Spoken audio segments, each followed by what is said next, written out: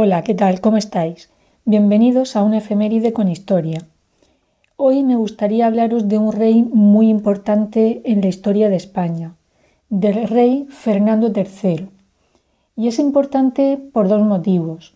Por un lado, porque bajo su reinado se produjo la unión de los reinos de Castilla y León. A partir de ese momento, esos territorios formarán lo que se llama la Corona de Castilla. Por otro lado, Fernando III será el único rey santo en la historia de España. Pero Fernando ni nació rey ni nació santo, aunque sobre esto último, sobre su santidad, la tradición cuenta una serie de episodios sobre su figura que lo acercarían a cierto nivel místico. Concretamente existe una historia recogida por dos autores del siglo XIX, por Diego Ortiz de Zúñiga y por Fernán Caballero. Esa historia cuenta que el rey Fernando III, en su lucha contra el Islam, conquista a los musulmanes la ciudad de Sevilla. Dicen que previamente el rey había invocado en el Cerro de Cuartos a la Virgen y lo hizo postrándose ante una imagen de la Virgen que siempre llevaba consigo. Ante esa imagen rezó lo siguiente: «Váleme, Señora, que si te dignas hacerlo, en este lugar te labraré una capilla, en la que a tus pies depositaré como ofrenda el pendón que a los enemigos de España y de nuestra santa fe conquiste». A continuación ordenó al maestre Pelay Pérez Correa que clavara su espada en el suelo y dijo: «Si Dios quisiere agua, aquí hubiere». De forma instantánea brotó un manantial. Ese manantial es conocido como Fuente del Rey y sirvió para calmar la sed de los soldados. El 23 de noviembre de 1248, el emir Asataf, que era el gobernante de la ciudad de Sevilla, se rindió ante Fernando y le entregó las llaves de la ciudad. Una vez conquistada Sevilla, el monarca cumplió su promesa y construyó una ermita en el lugar que os he mencionado antes. Allí entronizó la imagen de la Virgen de Valme. La llamó Valme en recuerdo de su súplica. Si recordáis, lo que rezó ante la Virgen fue: «Váleme, Señora, que si te dignas hacerlo». La Virgen se encuentra sedente y representa a Santa María con su hijo sentado en el lado izquierdo, que bendice con la mano derecha y lleva un pajarillo en la izquierda. A sus pies colocó el pendón arrebatado a los musulmanes. No hace falta decir que poco a poco aquel lugar situado en el Cerro de Cuartos se convirtió en un lugar de peregrinaje, donde muchas personas acudían a rezarle a aquella imagen que invocó. Se estableció una costumbre que era la de llevar la imagen en procesión de rogativas hasta la iglesia del pueblo.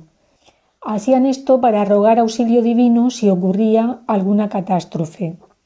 Por añadir un poquito más de información sobre esta Virgen de Valme, decir que en el año 1800 la imagen fue trasladada a la parroquia por una epidemia de fiebre amarilla y desde entonces ya no volvió a la ermita.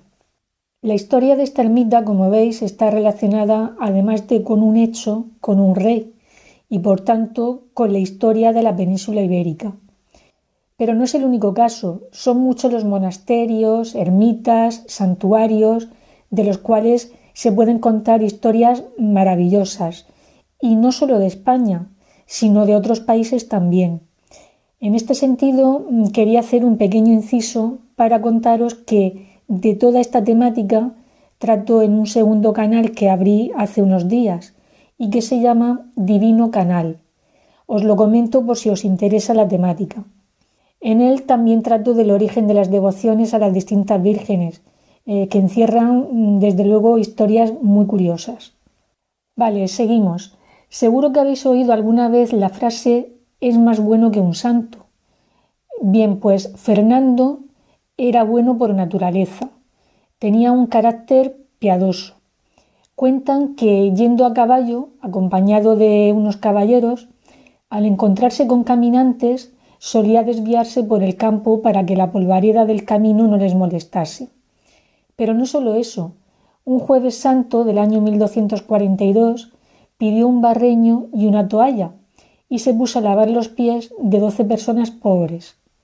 Este gesto se convirtió en costumbre. Una costumbre que, desde luego, me parece asombroso que persistiera hasta el año 1931. Lo que empezó como un gesto espontáneo del rey se convirtió en una tradición, y a esa tradición, en sucesivos reinados, se le quiso dar un carácter solemne. Por ejemplo, se estableció un lugar específico para llevarlo a cabo. Ese lugar fue el Salón de Columnas del Palacio Real de Madrid. La elección de las personas que se verían beneficiadas también seguía un ritual. Los aspirantes debían de tener una serie de requisitos, como ser español, mayor de 60 años, ser feligrés de una parroquia de Madrid y no padecer ninguna enfermedad contagiosa. De todos los aspirantes se seleccionaban a 25, 13 hombres y 12 mujeres.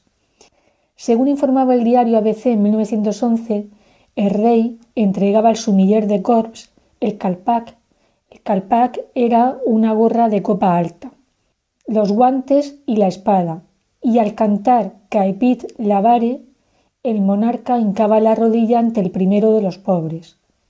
Un representante diplomático de la Santa Sede vertía el agua sobre el pie desnudo y el rey lo secaba y lo besaba, siguiendo el mismo ritual con todos los demás. Después del lavatorio se ofrecía a esos mismos pobres una copiosa comida. El rey servía a los hombres en una mesa y la reina en otra a las mujeres. Pero esos manjares no eran disfrutados allí.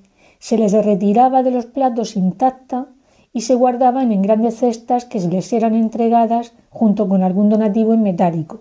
El sentido religioso de Fernando III también se puede comprobar en el modo de ejercer el gobierno.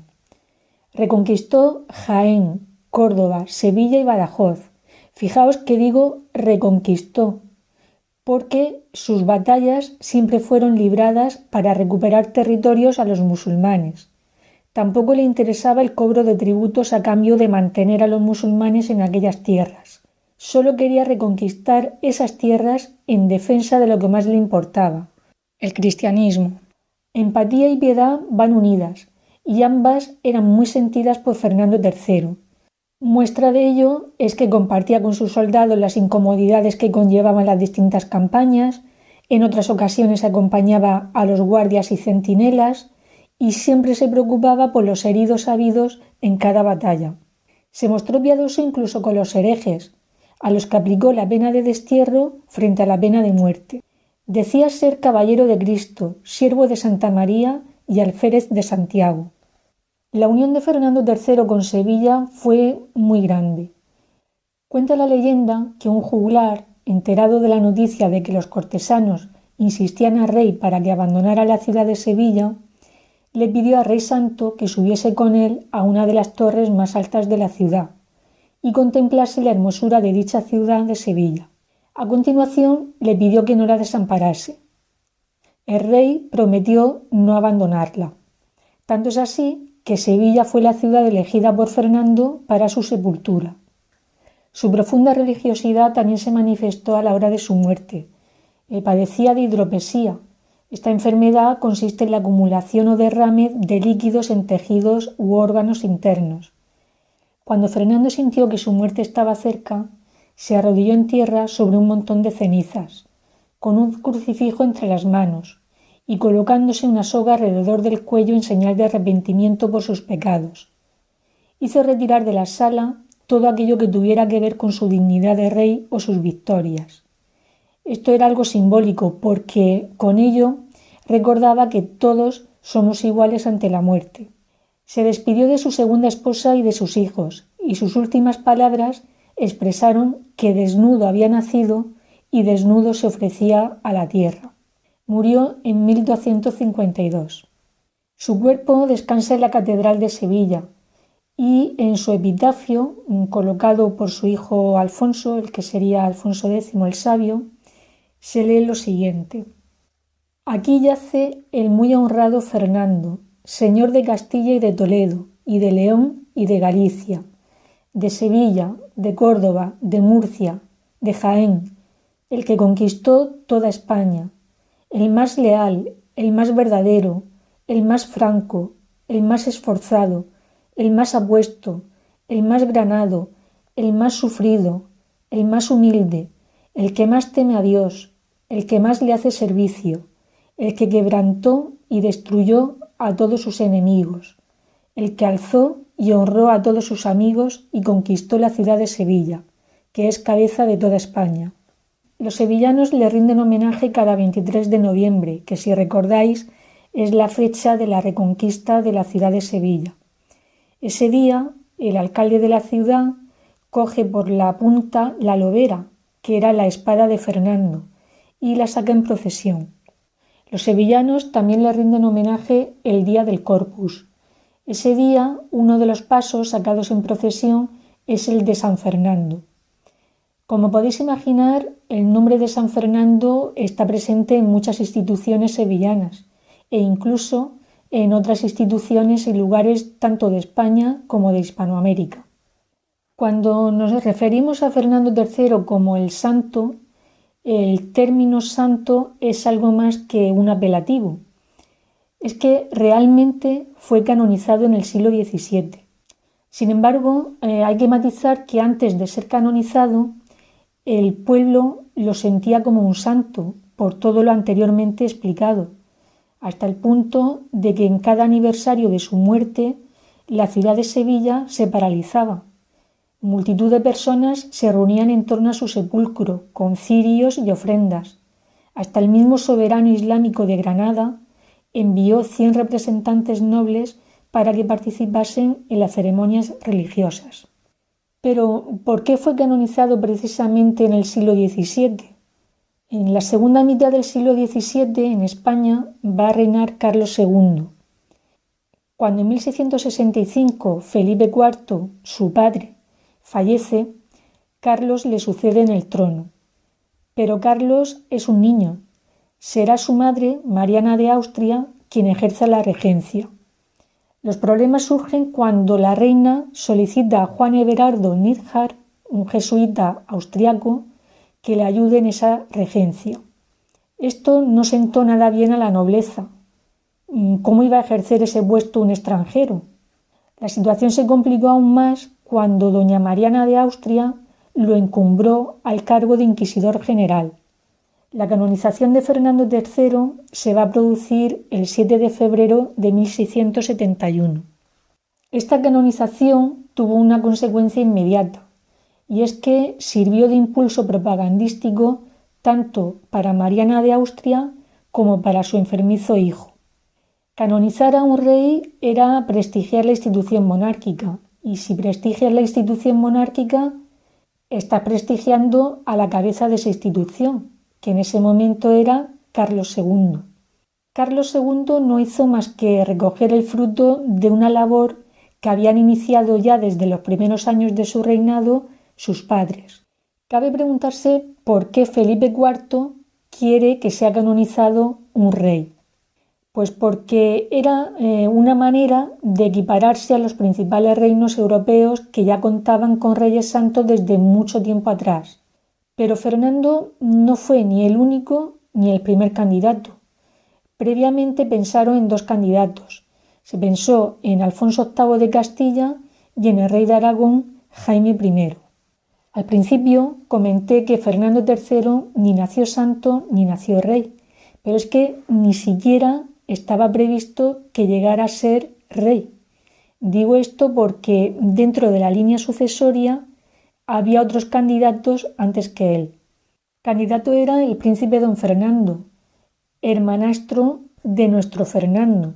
Este era hijo de don Alfonso IX y de su primera mujer, doña Teresa de Portugal, pero muere en el año 1214. En ese mismo año se va a producir un hecho muy importante, y es el fallecimiento de los abuelos maternos del príncipe don Fernando, es decir, los padres de doña Berenguela de Castilla, que eran Alfonso VIII y doña Leonor. Al nacer Berenguela, su padre estableció que si moría sin sucesión varonil, ella le sucedería. Cuando falleció Alfonso VIII, su hijo Enrique I le sucedió, pero Enrique tan solo contaba con 11 años, así que se estableció una regencia con su madre, doña Leonor. ¿Qué ocurre entonces? que doña Leonor fallece y es la hermana de Enrique I, doña Berenguela de Castilla, la que asume la regencia. En este punto empiezan a surgir desavenencias. Os cuento. 3 hermanos de la Casa de Lara, Fernando, Álvaro y Gonzalo, que eran miembros de uno de los linajes más poderosos de Castilla, se empeñaron en separar a Berenguela de la tutoría de Enrique. Concretamente, fue Álvaro quien logró hacerse con la regencia. Pero frente a los Lara había otro sector de la nobleza castellana que apoyaba a doña Berenguela. Entre esos nobles destacaban Lope Díaz de Haro, señor de Vizcaya, Álvaro Díaz de Cameros, Alfonso Téllez Meneses y Gonzalo Ruiz Girón. Pero el poder de los Lara era muy grande. Tanto es así que un emisario enviado por doña Berenguela fue ajusticiado a manos de los Lara. La situación se había vuelto peligrosa y doña Berenguela se vio obligada a refugiarse en Tierra de Campos, en la villa de Autillo. Ella no se olvidó de su hermano e intentó liberarlo. La respuesta de Álvaro Núñez de Lara no se hizo esperar y atacó diversas localidades de Tierra de Campos. Sin embargo, algo va a ocurrir que va a cambiar el curso de la historia, y es que Enrique, jugando con otros muchachos en el Palacio Episcopal de Palencia, recibe una pedrada en la cabeza y muere. Fijaos hasta dónde llegaban los intereses nobiliarios que Álvaro Núñez de Lara intentó ocultar su muerte, y para ello llevó el cadáver de Enrique al municipio de Tariego de Cerrato, ocultando su cuerpo en una torre del castillo. Este municipio, Tariego de Cerrato, está situado entre las ciudades de Burgos y de Dueñas. Toda esta artimaña llegó a oídos de Berenguela, que no tardó en ocupar la ciudad de Dueñas. El siguiente paso fue enviar a los obispos de Palencia y Burgos a hacerse cargo de los restos mortales de su hermano. Finalmente, el difunto rey fue sepultado en el monasterio de las Huelgas de Burgos. Antes he comentado que el hecho de la muerte de Enrique I va a cambiar el rumbo de la historia. Esto es así porque, por un lado, el plan que Álvaro Núñez de Lara había proyectado se va a pique. Su plan era casar a Enrique I con Sancha. Sancha era la hija que había tenido Alfonso IX de León con su primera mujer, Teresa de Portugal. El objetivo de esta unión hubiera sido apartar de la línea sucesoria de ambos reinos al infante Fernando de León, el hijo de Berenguela y de Alfonso IX, es decir, nuestro Fernando. Vale, pues este plan, ya digo, se va al traste. Por otro lado, muerto Enrique I, la corona de Castilla pasó a doña Berenguela. Y una vez que doña Berenguela se enteró de la muerte de Enrique, actuó muy astutamente. Antes de que se divulgara la noticia, envió a 2 de sus más íntimos confidentes, me refiero a don Lope Díaz de Haro y don Gonzalo Ruiz Girón, a que se vieran con su hijo Fernando. Fernando por aquel entonces se hallaba en Toro, con su padre. Estos mensajeros, mediante la excusa de que Berenguela echa de menos a su hijo y que lo necesita para defenderla del acoso de Álvaro Núñez de Lara, consiguen llevarse a don Fernando junto a su madre. La causa que motivó a doña Berenguela a ocultar a don Alfonso IX de León la desgracia de su hermano Enrique fue el haber calculado muy sabiamente que tal vez Alfonso quisiese hacer valer su antiguo matrimonio con Berenguela para apoderarse del reino de Castilla. Una vez reunidos madre e hijo, y sin perder un minuto, doña Berenguela renunció en Fernando la corona y dispuso se le aclamase en Nájera como rey de Castilla. Era el 1 de mayo del año 1218. Aquel día, doña Berenguela, bajo un frondoso olmo, abdicó y coronó a su hijo Fernando como rey de Castilla. Cuando Fernando tenía 18 años, volvió a ser proclamado rey en Valladolid. En aquella ceremonia, su madre rodeó las sienes de su hijo con una corona de laurel y condujeron en procesión al ya rey a la iglesia de Santa María. La proclamación de Fernando como rey de Castilla sentó muy mal a su padre, hasta el punto de que Alfonso IX de León, en su testamento, dejó establecido que su reino pasara a Sancha y Dulce, que eran las hijas de su primer matrimonio con Teresa de Portugal. Toda esta situación provocó una división en el Reino de León. Por un lado estaban los partidarios de Fernando, apoyados por el Reino de Castilla, y por otro lado los partidarios de Sancha y Dulce, apoyados por la Orden de Santiago. La guerra era inminente, pero nuevamente doña Berenguela de Castilla actuó de forma inteligente y propició una entrevista con Teresa de Portugal. En esa entrevista se llegó a un acuerdo. Ese acuerdo pasó a la historia como la Concordia de Benavente de 1230. Benavente fue el lugar donde se firmó. En ese acuerdo, las infantas renunciaron a sus derechos al trono de León. ¿A cambio de qué? Pues no salieron mal paradas, porque se les asignó a cada una de ellas una docena de señoríos y gracias a esos señoríos recibirían una renta anual de 15.000 maravedíes. Pocos días después, Fernando fue coronado rey, uniendo de esa manera los reinos de León y Castilla en lo que se llamó la Corona de Castilla. Y bueno, pues con esto terminamos el vídeo de hoy. Si os ha parecido interesante, le podéis dar al me gusta y suscribiros a mi canal, una efeméride con historia. Hasta el próximo día.